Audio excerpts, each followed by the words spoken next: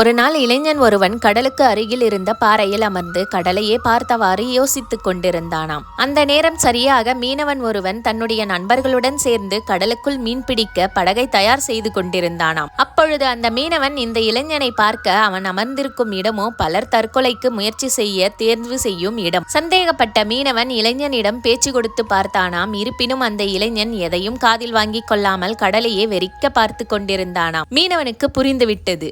இங்கிருந்து கடலை பார்த்து கொண்டிருப்பதற்கு பதிலாக என்னுடன் படகில் கடலுக்கு வருகிறீர்களா என்று மீனவன் கேட்க இளைஞனும் சம்மதித்தானாம். மீனவனுடன் கடலுக்குள் சென்றான் இளைஞன். இப்படி போய் கொண்டிருக்க திடீரென்று வானம் இருட்டி காற்று மழை என்று வீசத் தொடங்கியதாம். இதனால் அந்த மீன் பிடிக்கும் படகு ஒரு பக்கமாக சாயத் தொடங்க இதை பார்த்த இளைஞனுக்கு பதற்றம் ஏற்பட்டதாம். அந்த சமயம் மீனவர்கள் கடலிலே படகை எப்படி சரியாக செலுத்துவது என்ற கவனத்தில் இருந்தார்களாம். சற்று நேரத்தில் எல்லாம் ஓய்ந்து போய்விட்டது. வானிலை சகஜ நிலைக்கு திரும்பியதாம். இப்பொழுது இளைஞனுக்கு ஒரு கேள்வி தோன்றியது. இறந்து போகலாம் என்ற மனவிரக்தியில் கடலுக்கு வந்த எனக்கே படகு கவிழும் சூழல் ஏற்பட்ட பொழுது மனம் பதற்றமடைந்தது. ஆனால் இதையே தொழிலாக வைத்துக்கொண்டு தினம் தினம் போராடும் தங்களுக்கு பயமில்லையா என்று மீனவனை பார்த்து கேட்டானாம் அந்த இளைஞன். அதற்கு மீனவன் கூறினானாம், என்னால் இந்த காற்றையோ மழையோ கடல் அலைகளையோ கட்டுப்படுத்த முடியாது.